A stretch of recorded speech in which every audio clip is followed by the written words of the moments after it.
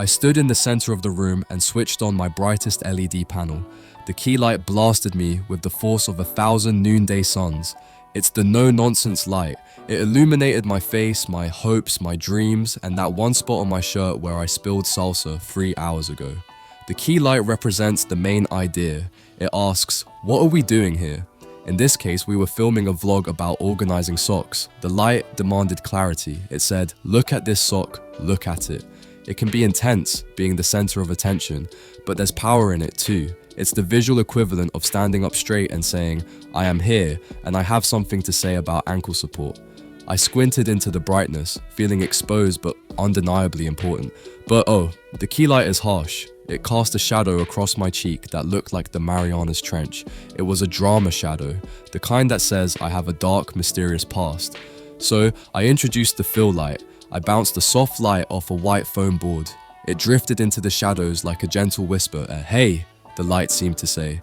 Let's not be so hard on ourselves. The shadow didn't disappear. We can't erase our dark sides entirely, but it softened. It became a gentle gradient. The fill light is pure self-compassion. It fills in the cracks with kindness. It reminds me that I don't have to be high contrast and edgy all the time. I can just be a soft, well-lit human with a salsa stain. I looked at the monitor. I looked good, but I looked like a cardboard cutout pasted onto my bookshelf. I was blending into my environment. I was becoming the books. I need space, I muttered. I reached behind me and clamped a small, sharp light to the top of the shelf, pointing it at the back of my head. Suddenly, my hair caught fire, metaphorically, thank goodness. A rim of pure light traced the outline of my shoulders. The backlight gave me a glowing, angelic halo. It separated me from the background. It said, you are in this room, but you are not of this room. It's a visual boundary. No matter how messy the background of life gets, the rim light reminds you that you are your own distinct entity, glowing with a little divine spark. It was a gloomy Thursday. My brain felt like a damp sponge. I didn't want moodiness. I didn't want nuance. I wanted dopamine. I turned on every single light in the house, the key, the fill, the backlight, the ceiling fan, the hallway sconce, and the flashlight I taped to the wall. High key lighting. The room exploded into brightness. Shadows were banished. Contrast was outlawed. My living room looked like a toothpaste commercial or a sitcom where nothing bad ever happens. It felt deceptively cheerful, and sometimes that's exactly what you need. High key is a visual vacation from drama. It's the lighting equivalent of a pop song. I sat in the blinding radiance, squinting happily, pretending my life was a 22-minute comedy with a laugh track. For a moment, everything felt light, airy, and resolutely problem-free. By evening, the brightness was too much. I was tired of smiling. I was tired of being visible. I turned off the overheads. I killed the fill. I dimmed the key until it was just a sliver of illumination. Low-key lighting. Now, the room was 8% shadow. The darkness wrapped around the corners like a velvet blanket. I was just a silhouette against a window, sipping tea. This style embraces the mystery. It says, you don't have to shine right now. You can just lurk. It felt safe. It felt honest. Low-key lighting gives you permission to be quiet, to be introspective, and to let the shadows hold you for a while. I watched the dust motes dance in the single beam of light and felt a profound, moody peace. It's okay to be a little noir sometimes. I have a tendency to live my life like a hamster who has accidentally consumed a double espresso, always rushing, rarely arriving. That's why I rely on tempo to save me from myself. I put on a playlist, and suddenly, the universe has a speed limit. When an adagio track comes on, it acts as a very polite traffic cop for my nervous system. It pulls me over to the side of the road and says, excuse me, citizen, but you were chopping those carrots at a wildly unsafe velocity. Let's bring it down to a simmer. Conversely, on days when I feel like a sloth who has given up on the concept of vertical movement, an allegro tempo helps me cheat physics. It's the invisible current that carries me from the bed to the coffee pot. Tempo is the great regulator. It reminds me that I don't have to decide how fast to go. I just have to ride the wave. If the song is taking its sweet time, I guess I am too. And honestly, the view is much better when you aren't blurring past it at 1,000,000 beats per minute. My brain is often a cluttered drawer of mismatched socks and receipts from 2019. But Meter? Meter is the Marie Kondo of sound. It takes the endless stream of time and says, let's put this in boxes, shall we? I was listening to a waltz, 1, 2, 3, 1, 2, 2, 3, and I felt a deep structural satisfaction in my chest. It was the feeling of everything having a place. Without meter, music would just be a pile of noise tripping over its own shoelaces. But with it, there is a predictable swaying motion that feels incredibly safe. It organizes the chaos into lanes. The strong beats are the sturdy pillars, and the weak beats are the soft cushions in between. It reassured me that even if I didn't know what I was doing with my life next Tuesday, at least, this measure of music was going to end exactly when it was supposed to. No rhythmic fender benders here, just a perfectly organized procession of seconds, marching by like well-behaved ducks. I opened the sheet music of my day and stared at the top left corner, metaphorically speaking. I was worried it was going to be something complex and jagged, like 7/8 time, where you always feel like you're missing a step on the stairs. But then I felt the time signature settle in. It was a solid, dependable 4/4. Common time, the musical equivalent of a firm handshake and a warm casserole. Relax, the numbers seem to say. We aren't doing any math tricks today. You count to 4 and then you do it again. You can handle 4. It was a contract between me and the universe. It promised consistency. It meant I could walk down the street and my footsteps would naturally align with the world. There is a profound comfort in knowing the rules of the game before you start playing. With that 4/4 signature stamped on my morning, I knew I wouldn't be caught off guard. I could just settle into the loop, knowing exactly when the downbeat was coming to catch me. There are days when I feel like a dissonant note, sharp where I should be flat, sticking out like a sore thumb. That's when I retreat into a major key. It feels like driving home after a long trip and seeing your own driveway. The key creates a neighborhood where every sound is related to every other sound. Oh, that's just G major, my ears tell me. Everyone gets along here. When a song is firmly in a key, it's a promise of belonging. The melody might wander off to explore the grocery store or the post office, but it always has a home to return to. The tonic, the root note.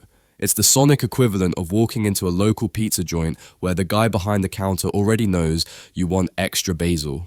I let the tonality wrap around me like a familiar zip code. It reminded me that wandering is fine, getting a little lost is fine, but eventually gravity will do its work and we will all resolve back home to a nice, stable C major chord, and there will probably be pizza.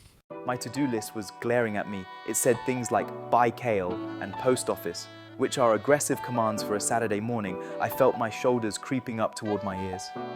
Then I put on some reggae. The bass line dropped, deep, slow, and unbothered.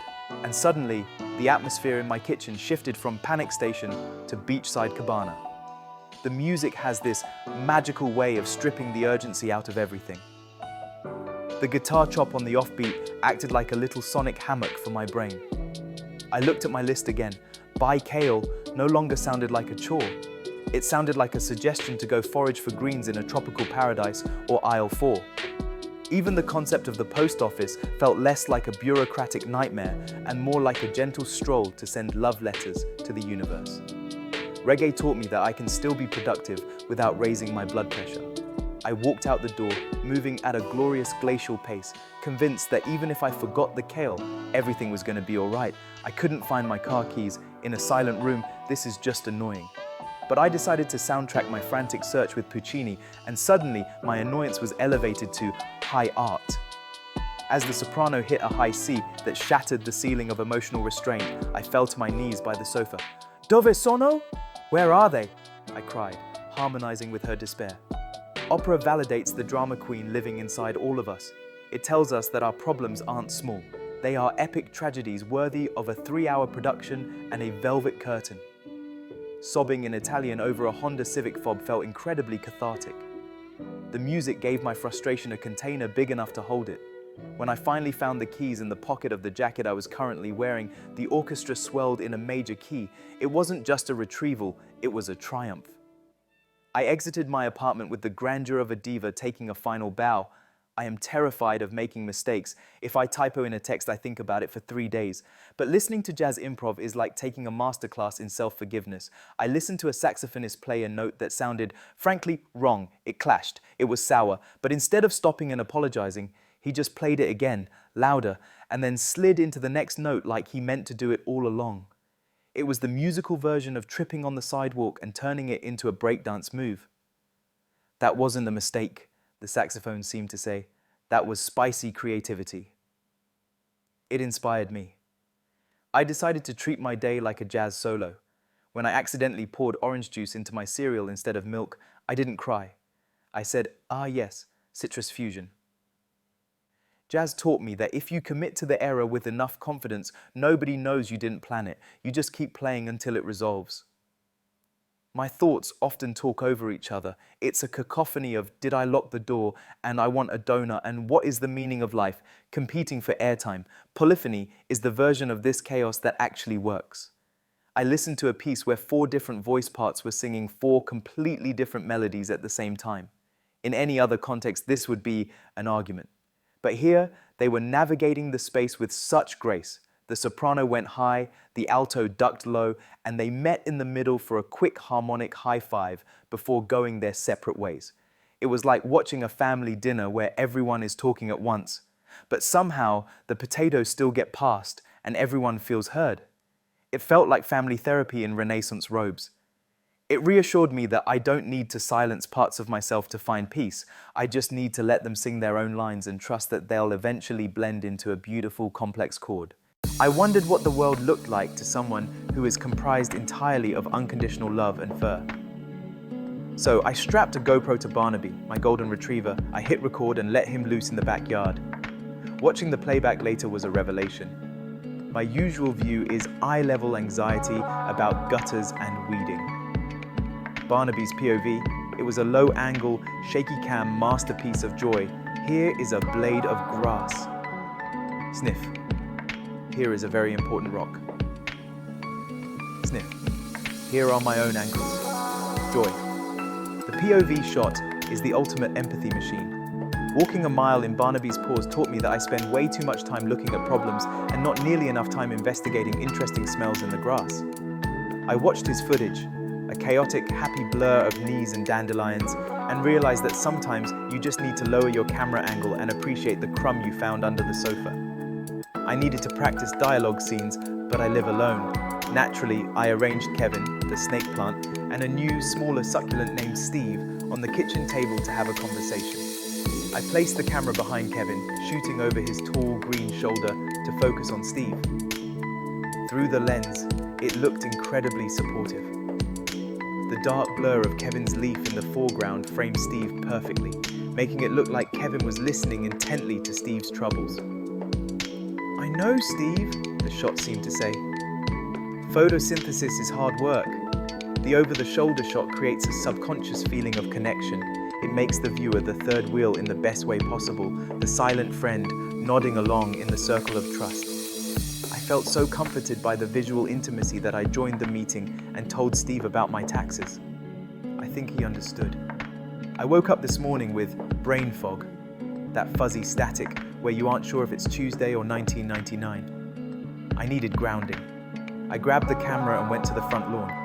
I filmed a wide, static shot of my little yellow house, the oak tree, and the mailbox. This is the establishing shot. In a movie, it tells the audience we are in Paris or we are at the haunted mansion. In my life, it told me, you are at home, you are safe, the coffee is inside. It's a visual anchor. When life feels like a montage of disjointed close-ups and panic, pulling back for an establishing shot reminds you of the geography of your own existence. I am here, the house is standing, the mailbox is crooked, all is well. I was editing a video of myself trying to assemble IKEA furniture. The tension was high, the language was colorful, the screwdriver was not cooperating. Watching the raw footage was raising my blood pressure. I needed a break. I needed a cutaway. I grabbed the camera and filmed the rain tapping against the window pane for 10 seconds. Then I filmed the cat sleeping in a patch of light. I spliced these shots into the furniture assembly horror movie. Suddenly the rhythm changed. Me struggling with a hex key. Cut to peaceful rain. Me dropping a shelf on my toe. Cut to sleeping cat. The cutaway is a little mental vacation. It reminds the audience, and the editor, that while the main action is stressful, there is a whole world outside the frame that is calm and unbothered by Swedish flat pack instructions. I watched the rain clip 3 times, lowered my shoulders, and finally figured out where Screw B went. If walking had a double espresso and a zest for life, it would be merengue. The music kicked in, a relentless, joyous train of drums and horns, and I realized that complexity was overrated. Just march, the rhythm told me. So I did, left, right, left, right. It sounds pedestrian, quite literally, but then the magic happened. As I stepped in place, my hips woke up from their day-long slumber and decided to join the parade. I wasn't trying to wiggle, it was just a side effect of the joy. My partner and I were holding hands, grinning like kids on a playground, essentially walking nowhere very fast. We spun into a pretzel, tangled up in our own arms, laughing as we figured out which way was up. It's the comfort food of dance. No stress, no counting complicated beats, just a marching band for the soul, where the only requirement is to keep moving and try not to let your smile cramp up. I generally prefer a solid 3-foot perimeter of personal space in my daily life. Then I met Kizomba, and my personal space bubble didn't just pop, it gently dissolved into the ether. Lean in, the music whispered. It was a slow, hypnotic beat that felt less like a song and more like a heartbeat. I rested my forehead lightly against my partner's shoulder, or near it at least. We weren't really dancing steps, we were shuffling through a shared dream. It felt like a hug that had decided to go for a very slow walk. There was no rush, no flashy turns, just a grounding, zen-like connection where gravity seemed to work a little differently. I closed my eyes for a moment, trusting the lead completely. It was surprisingly therapeutic. I realized that in a loud, busy world, standing chest to chest with a stranger and simply breathing in time with the music was the cheapest, most effective stress relief I'd ever found. Zouk is what happens when you decide to dance underwater without getting wet. The music began, a flowing, ethereal sound, and suddenly my spine turned into a cooked noodle. Flow, I told myself, be the water. My partner guided me into a movement that felt less like a step and more like a gentle suggestion. Then came the head movement. I tilted my head back, letting it roll with the momentum. I don't have particularly long hair, but in that moment, I felt like I had a glorious, slow-motion mane cascading behind me. I was whipping my phantom hair with the grace of a shampoo commercial model. We moved in long, elastic stretches, pausing and melting into the next count. I felt boneless in the best possible way. It was a dance of trust and neck muscles, a beautiful blur where I wasn't quite sure where my movement ended and my partner's began. I finished the song feeling a little dizzy, but mostly just wonderfully unraveled. The moment the accordion riff started, that accordion riff, I was immediately transported to a beach in 1989, despite never actually having been there. The forbidden dance, they called it. But as we started moving, I realized the only thing forbidden about it was how hard it was to stop smiling. It was pure, unadulterated sunshine. We stepped 1, 2, 3 with a bounce that felt like we were skipping on hot sand. My hips were doing a constant swirling figure 8 that felt like I was hula hooping with an invisible hoop. My partner spun me, and my imaginary skirt flared out. I was wearing jeans, but the spirit of the skirt was there. It was fast, it was clingy, and it was ridiculously fun. We whipped around the floor, caught in the centrifugal force of the nostalgia, trying to look sultry, but mostly just looking like two people having the best summer of their lives in the middle of a Tuesday night. The accordion started up, a wheezing, happy sound that reminded me of a carousel breathing. Cumbia is salsa's chill cousin, the one who shows up to the party wearing comfortable sandals and brings a homemade casserole. I took my partner's hand and we fell into the rhythm, a slow, dragging shuffle. It felt less like dancing and more like we were trying to smooth out a very expensive rug with the soles of our shoes. Circular, the music suggested. We rotated slowly, a planetary orbit of 2. I felt a wonderful lack of urgency. In other Latin dances, I'm constantly worried about spinning fast enough or keeping my frame rigid. But cumbia just wants you to sway. It's a rocking chair in dance form. I imagined I was holding a candle in one hand and my skirt in the other, and a goofy, relaxed smile spread across my face. It was simple, it was repetitive, and it was the most peaceful I'd felt all week, just a slow, steady shuffle through a sea of imaginary candlelight. The beat dropped, that unmistakable boom chick that hits you right in the solar plexus. For years, my playlist wanted to party, but my glutes wanted to sit on the couch and read a book. Today, finally, they signed the peace treaty. I bent my knees. Lower, the beat commanded. Lower, my quads complained. Perfect, said the music. Reggaeton isn't about looking polished. It's about grounding yourself. I felt the rhythm settle into my hips, bypassing my brain entirely. I wasn't thinking about my grocery list or that email I forgot to send. I was entirely focused on the isolation of my waist. I moved with a confidence that I definitely don't possess when walking down the street. I felt cool. I felt heavy in the best way, rooted to the floor. It was a workout, sure, but it felt like I was sweating out the stiffness of adulthood, one hip roll at a time. I always assumed my legs operated on a hinge system, forward, backward, and occasionally sitting down. Then I heard the dancehall rhythm, smooth, syncopated, and utterly infectious, and realized my legs actually had a roaming data plan. "Wind your waist," the instructor called out. I began to rotate. At first, I felt like a rusty tin man, but the music acted like WD-40. Suddenly, my knees were moving inward and outward in ways I didn't think were anatomically standard. I was discovering angles I didn't know I had. It was a celebration of fluidity. I leaned back, letting the vibe carry me, feeling less like a person made of bones and more like a person made of very rhythmic gelatin. It was freedom. It was the joy of realizing that for 3 minutes, my body wasn't just a vehicle to get me from point A to point B, it was a 360-degree party. Let's be clear, twerking is not just jiggling, it is high-level engineering. It is Sir Isaac Newton's third law. For every action, there is an equal and opposite reaction applied to the lower back. I got into the stance, feet wide, hands on knees, looking like a shortstop waiting for a pitch. The beat hit and I attempted the pop. It requires a level of muscular coordination that is frankly unfair. I tried to release the tension, shake it off, I told myself, literally. I focused on the movement and suddenly I couldn't help but laugh.